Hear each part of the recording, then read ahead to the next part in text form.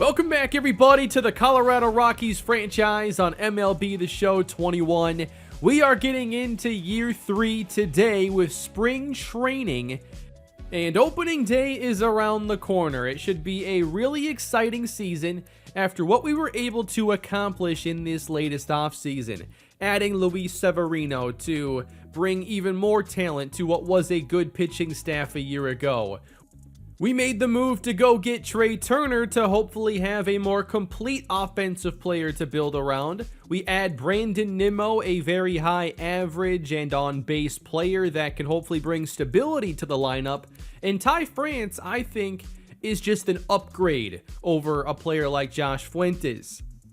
Taylor Rogers to come in and be the closer. He's proven himself for a number of years, so I'm very excited about this signing. Alex Colomé. There is some variance in his game, but I think that there is enough upside for some good innings to be added to this bullpen. So today we're going to go through spring training. I streamed some, I played some on my own, so we'll start it out here going through some more complete games. Right away, we're getting a chance to see Luis Severino, who is expected to be the ace of this team. Gets the ground ball here from Carlos Correa, and that is a 1-2-3 first inning. Now we get to some offense. Here is Trea Turner, and the plan is to be playing him in center field and batting leadoff unless things change. He has great speed, tends to get on base very well, has some power. Let's go to the second inning where Ketel Marte hits a sharp single into center field. Severino then facing Christian Walker ends up throwing this fastball just off the outside corner. So the first two reach, but then Ryder Jones on the ground, and that starts a 5-4-3 double play started by Ryan McMahon, who's moving over to third base right now. And then we have a pop-up here into shallow center as Severino gets out of the jam. No runs allowed. Let's take this one into the third inning. It's Whit Merrifield now with the Diamondbacks, and Severino gets him on the changeup for strike 3. Back to the offense, bottom 3. We don't hit Zach Gallen very well, and that didn't really change here in the spring. Solid contact there by Brandon Nimmo. I had Severino go 4 innings into this first spring training start, and here he gets Ketel Marte, his third strikeout of this outing. And then we turned it over to Touki Toussaint, and I felt like last year was really, really important for his development as he played very well at AA and AAA. The plan is to basically do that again, but he does get into some trouble here in this 5th inning. He did have the walk. Control has always been his greatest weakness, and then he takes a ground ball off the ankle. A run scores, and the out is recorded. Bottom 5, Zach Gallen's out, so we can finally do some damage. Down the line and right, that one is gone. Dom Nunez with a solo home run. I think between everything I've done in this series, that's the second time I've gone yard with him. But let's talk about David Geronimo. First draft pick of the entire series. Absolutely phenomenal season at AA and AAA a year ago. Does he have what it takes to be a big league ball player already? Doesn't quite get all of it here, but even when he doesn't make the best contact, the ball flies. Here's Trea Turner. He can drive the ball as well. This one to deep left center, and they get to it in the gap. When he hits those, though, you got to be ready for the triple. How about Brandon Nimmo? A 3-0 fastball right down the middle. Clobbered to right center. Nimmo out of here. A solo home run. I'm not counting on him hitting more than maybe 15, 20 home runs. It is Coors Field after all. I want the high average, but if we get some home runs to go with it, that's just extra.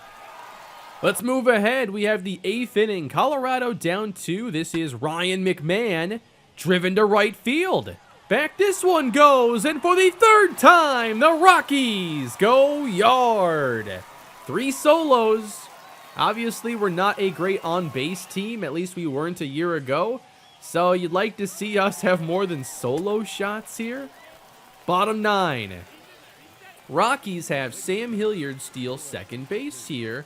We have Jonathan Daza, full count, down to our last strike, and he grounds it up the middle. A slow roller, easy scoring here for Sam Hilliard with his 93 speed.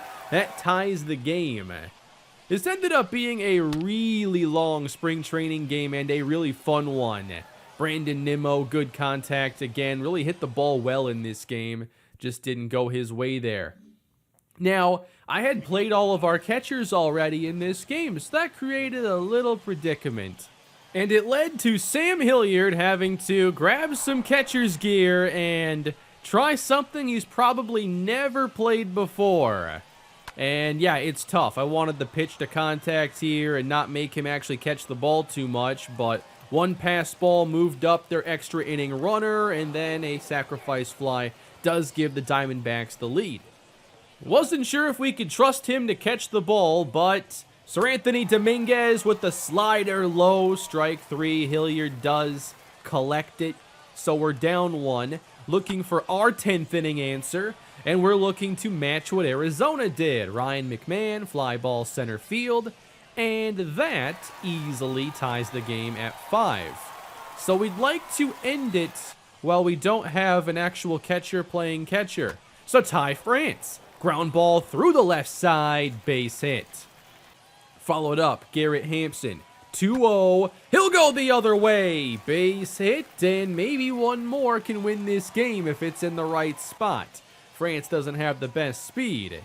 Sam Hilliard, the catcher, knocked down, so we're not testing anything here. They're loaded. 3 straight 2-out singles. So Connor Joe, who was so fun a year ago, 16 home runs. We don't need one here, just a game winner of any kind. Just missed that one, a little bit out in front. 3-2, we'd take a walk, but it's right down the middle. Connor Joe, deep right center, carrying, and it's caught on the warning track, and this game is not over. By the time this game had ended, it took around 2 hours to actually play through it. Here we go again with the issues at catcher, and Hilliard has to play that off the backstop. And then Michael Givens, massive strikeout to keep the Diamondbacks off the board, but we were unable to win it. So we go into the 12th. Now Scott Oberg is on the mound. Full count, Carson Kelly. Outside, Hilliard has to work on the drop third strike, throw to first, and that is still a work in progress. And the runner at second advanced as well. So now we get the fly ball left center. That one is deep enough to test. And we don't have the best arms in the outfield anyway. So the Diamondbacks score again. 2-1 now, 1 down, and that one is driven down the line. Fair ball into the corner, and the Diamondbacks will score more, getting their 7th run. Fortunately, we did not allow any more. So down 2 in the 12th. This is a base hit to left field, and a valiant effort, but not a good play. McMahon to second, a run scores. He's just trying to make the team, trying to make a play. Gotta cut this off. Maybe this wasn't the right call. And then he takes the tumble. Rough play there. Ty France, 3-2. Ground ball, right side and through. But not going all the way home. Just halfway. I really wasn't sure. Couldn't commit to it. Runners at the corners now. Hampson, line drive at second base. Unlucky. Then Sam Hilliard, the catcher, gets jammed. Pop up behind third base, and now 2 down. You have to get a hit. So we're going to Zach Veen, 2020 first-round pick. Down season a year ago. Maybe we start the turnaround now. He fouls off the change. He's behind in the count and strikes out swinging to end the game, and the Diamondbacks win. A very exciting spring training game. This one was quite the battle. On to a game now that was certainly less exciting. Colorado, LA. We have Andrew Heaney on the mound. There is a nice strikeout. He had a pretty good few innings here. Then Tukey Toussaint, Will Smith tied up on the fastball. Scoreless going into the 6th, where Trea Turner gets a hold of one. This one's drilled to left center. It's down. Dodgers get the lucky bounce off the wall, so he's not challenging for 3 here. And that brings up David Geronimo, trying to make the 26-man roster. There's a drive, left center, hit pretty well. This one's off the board, and that is gone. David Geronimo, 445 feet. And a 2-run homer for the Rockies. I think he's trying to tell us something here. As that ball hits the billboard, he is ready for the show. 3-1 Colorado. Late in the game, it's Taylor Rogers trying to take care of business. Gets the strikeout, and then Matt Beatty going to make things a bit interesting here. Dodgers get 2 aboard, and they have the potential winning run at the plate. Will Smith, full count, 2 down. Strike 3 on the curveball. Rogers slams the door shut. We hope he does that a lot this season. And the Rockies win it against LA. A low-scoring game where we pitched extremely well. I was very impressed and surprised at how quick that game was relative to the first one. Those games were really fun. But let's now talk about players a bit more specifically here, starting with Trea Turner. This was a really big signing for us. 91 overall. At shortstop, but very position flexible. Can play second, third, center field, and that's going to be what he does in that big Coors Field outfield. I think it just fits better with him playing center right now. It could, of course, change. But Trea Turner, high contact hitter, 73 contact versus righties, 88 versus lefties, with 70 power versus righties and 62 versus lefties. Last year he hit 266, the year before was 240, but he has hit 335, 298 in his career, and we're hoping for, 275, 25, 30 home runs would be nice, but his career high is 21 in that department, so we'll see. We know he can steal a lot of bases, like he does here. Trea Turner has 98 speed. Here is a shallow fly into short right, and Trea's gonna tag, and he is going to score on a ball caught by the second baseman. This is the clip of spring training for me. You should not try this, but it's spring training, and I'm going to. I want to know what these players are capable of, and Trea's speed is unbelievable. Can't wait to see it for us this year. And then let's go to Ty France. This move here and his skill set reminds me a lot of when we had CJ Cron back in Season 1. There's the opposite field power on display. For me, I just felt like Josh Fuentes hadn't grown much in the 2 years in this series, and we have France who can play first, third, he's younger, and just a better player. So it obviously took a trade from Seattle.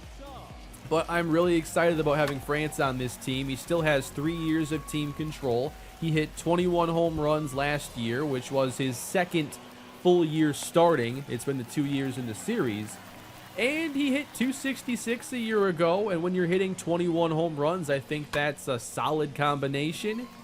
I feel like France has a chance to make a big impact on this team, batting in the top 4 or 5 spots. And you'll see where I have him in the batting order that I'll show later on.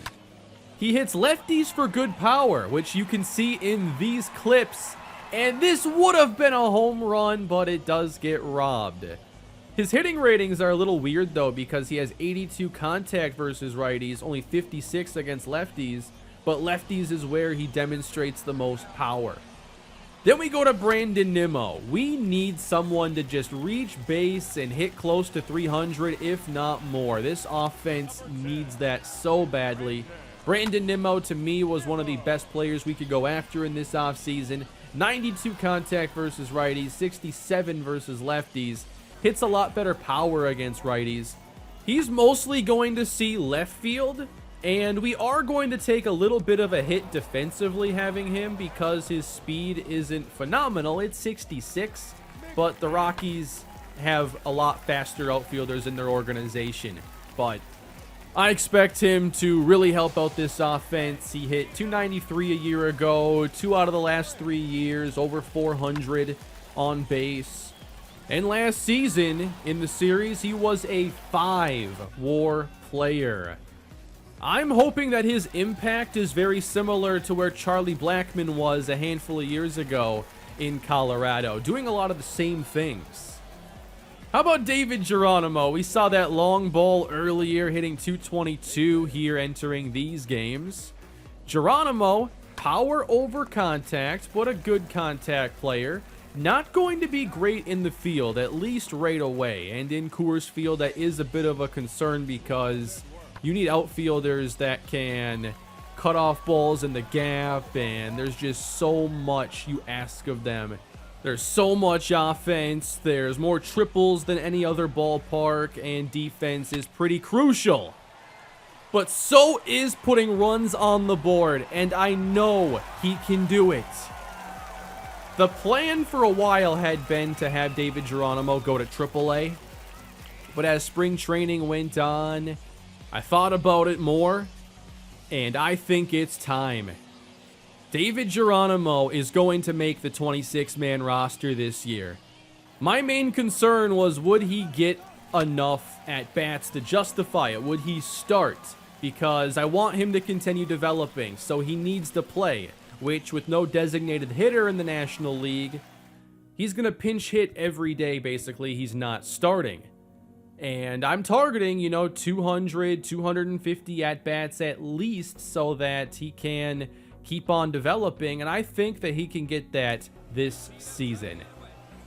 Let's talk about some players who have been on the team. We have Javi Baez. That was our big signing a year ago. Baez had a down year, so I wanted to try and bring him to Colorado, see what could happen. And he hit 30 home runs, hit 223, and you know what you're getting with Javi Baez. It only took me one game, really, to get the necessary clips for him because he's a home run or bust player.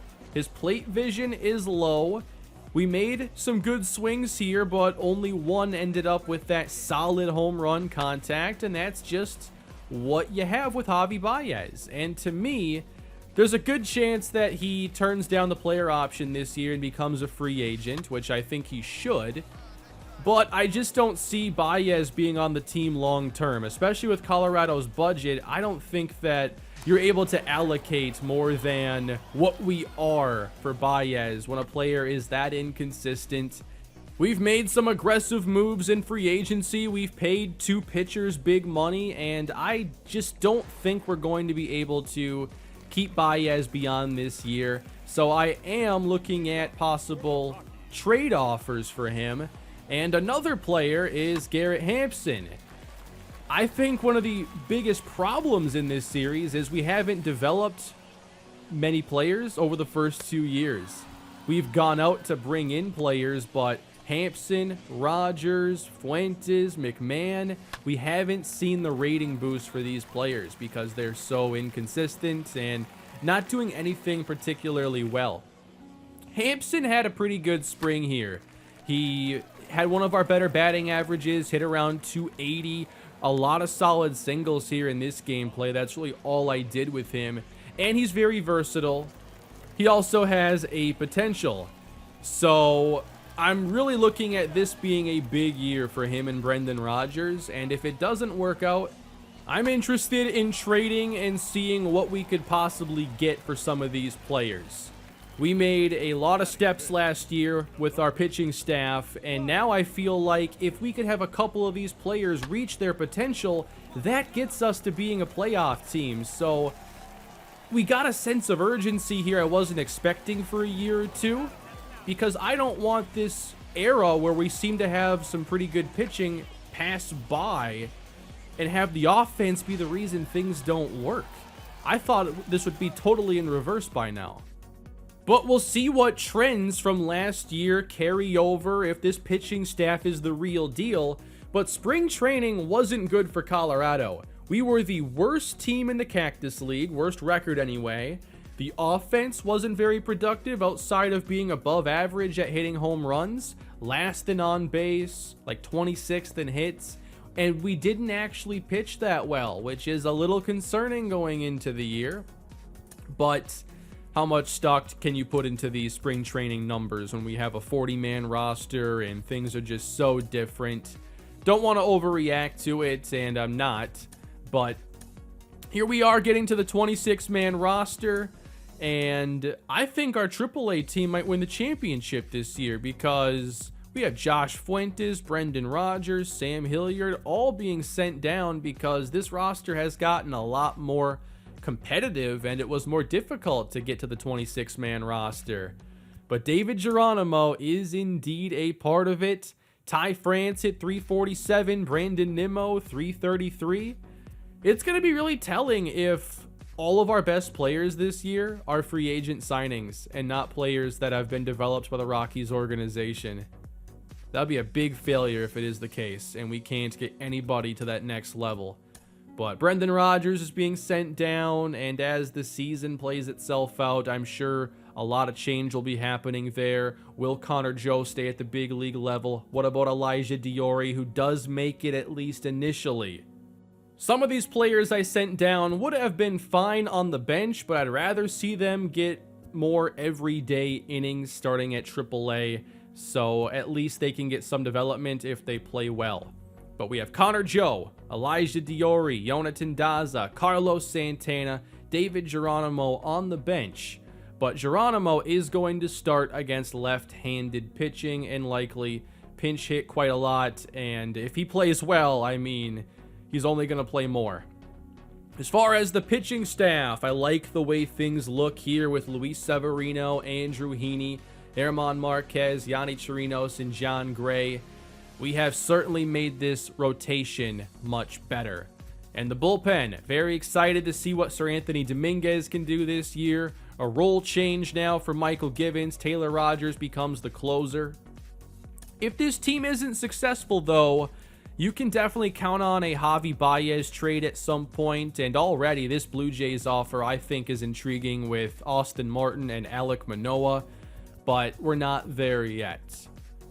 Garrett Hampson, could we trade somebody like him? I don't think it's like super likely, but it's possible. He's 28, a potential, and maybe another team values him enough to give us a younger prospect that we can work on developing. Brendan Rodgers is younger, so I'd like to give him more time to develop, but it's year 3 of the rebuild. You got to get better. And our opening day game, by the way, is against Blake Snell. And that means David Geronimo is going to start opening day at home against the San Diego Padres. We get right into the action this year. 4 games against the Padres, 3 against the Dodgers. Can we compete in that first week? It's a long season, but I want to see us play a lot better against these top-tier teams going into year 3. I'm very excited to get into this new season of the series. I know I need to definitely speed things along here if I want to ultimately reach the goals in this franchise. So we're getting on to opening day very shortly. Leave your feedback down below. What did you think of the 26-man roster? Are there more moves I should be making here? And what are your expectations of the Rockies? Mine? 85 wins. That's what I want to see this year. Leave your prediction down below in the comment section, and please leave a like if you enjoyed today's episode and subscribe to the channel. We're getting back to regular episodes in this series, getting on to season 3. Can't wait. Have a great day. See you on opening day.